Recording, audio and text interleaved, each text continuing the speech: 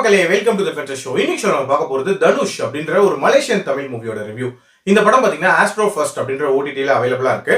இந்த படம் viral videos and fake வீடியோஸை மையமா வச்சு அமைக்கப்பட்ட ஒரு சைபர் த்ரில்லர் அப்படின்னே சொல்லலாம். இந்த படத்தோட ஸ்டார்டிங்லேயே நம்ம ஹீரோவா காட்டியிருப்பாங்க. அவர் ஒரு மனநல காப்பகத்துல ட்ரீட்மெண்ட் எடுத்துட்டு இருப்பாரு. இவரோட கதையை தெரிஞ்சுக்கணும் அப்படின்றதுக்காக ஒரு பொண்ணு முயற்சி பண்ணுவாங்க அண்ட் அவரோட கதையுமே கேட்பாங்க.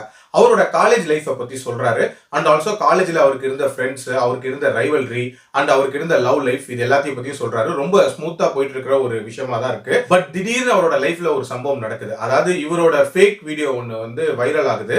அது இன்ஃபேக்ட் இவரோட வாழ்க்கையே புரட்டி போடுது அப்படின்னே சொல்லலாம். அது என்ன ஃபேக் வீடியோ, என்ன மாதிரியான பாதிப்பை உண்டாக்குது, அதுக்கப்புறம் இவரோட லைஃப் என்ன மாதிரி மாறிச்சு, அதை பண்ணது யாரு அப்படின்ற மாதிரி நிறைய விஷயங்களை சொல்லக்கூடிய ஒரு படம் தான் இந்த படம்.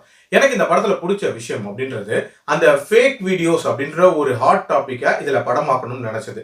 ஏன்னா இன்னைய வரைக்குமே நிறைய பேர் அதனால பாதிக்கப்பட்டு இருக்காங்க. இன்ஃபேக்ட் நிறைய உயிரிழப்புகள் அப்படின்றதுமே இருக்குதான் செய்யுது. ஆல்சோ மக்களோட மனநிலை அப்படின்றதுமே இதுல ரொம்ப நீட்டா பிரதிபலிச்சிருப்பாங்க. அதாவது ஒரு வீடியோ வருது அப்படின்னா அதோட உண்மைத்தன்மையை கூட தெரியாம அதை அப்படியே வைரல் ஆக்குறது அப்படின்ற ஒரு விஷயத்த பண்ணிட்டு இருக்காங்க. ஸோ அது எவ்வளவு பெரிய தப்பு அப்படின்றத ஹைலைட் பண்ணியிருப்பாங்க. ஆல்சோ ஒரு சைபர் த்ரில்லருக்கு ஏத்த மாதிரி ட்விஸ்ட் அண்ட் டர்ன்ஸ் அப்படின்றதுமே இந்த படத்துல ரொம்பவே நீட்டா அமைச்சிருப்பாங்க. அதுலயும் குறிப்பா டுவர்ட்ஸ் தி எண்ட் ரெண்டு விதமான பிளாஷ்பேக் வரும். அது ரெண்டுமே ரசிக்கிற மாதிரி தான் இருந்துச்சு. அதே மாதிரி அந்த காலேஜ் ரைவல்ரி அப்படின்றதுமே டு அன் எக்ஸ்டென்ட் ஓகே அப்படின்னே சொல்லுவேன். ஓவரால் ஒரு நீட்டான சைபர் த்ரில்லர் கொடுக்கணும் அப்படின்ற மாதிரி முயற்சி பண்ணிருக்காங்க.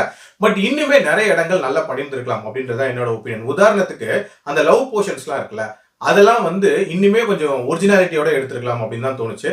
அது ரொம்ப ரொம்ப செயற்கைத்தனமா இருந்துச்சு. ஆல்சோ அந்த ஹீரோயினுக்கு ஏற்படக்கூடிய முடிவு அப்படின்றதுமே கொஞ்சம் நம்ப முடியாத முடிவு மாதிரி தான் இருந்துச்சு. அதே மாதிரி இந்த படத்தோட ட்விஸ்ட் அண்ட் டர்ன்ஸ்லாம் ரிவீல் ஆனதுக்கு அப்புறமாட்டி யோசிச்சு பாத்தீங்க அப்படின்னா நிறைய இடங்கள்ல ஒரு விதமான கேப் இருக்கிற மாதிரி உங்களுக்கே உணர முடியும். அதை இன்னும் கொஞ்சம் கிளீனா இருக்கிற மாதிரி பண்ணியிருந்திருக்கலாம். அண்ட் இந்த படத்தை ஒரு மாதிரி ஃபன் ஃபீல்டா கொடுக்கணும்னு முயற்சி பண்ணிருக்காங்க. அந்த ஃபன் மொமெண்ட்ஸ் அப்படின்றது இன்னுமே ரசிக்கிற மாதிரி அமைச்சிருந்திருக்கலாம். அதுவுமே கொஞ்சம் சுமாரா தான் இருந்துச்சு. ஓவரால் ஒரு டீசென்டான அட்டம்ப்டா இருந்தாலும் இன்னுமே நிறைய ஸ்கோப் ஆஃப் இம்ப்ரூவ்மெண்ட் அப்படின்றது இருக்குதான் செய்யுது. என்னோட ரேட்டிங் இந்த படத்துக்கு 2.75 out of 5. அடல் கண்டென்ட்லாம் இல்லை. ட்ரை பண்ணணும்னா பண்ணி பாருங்க.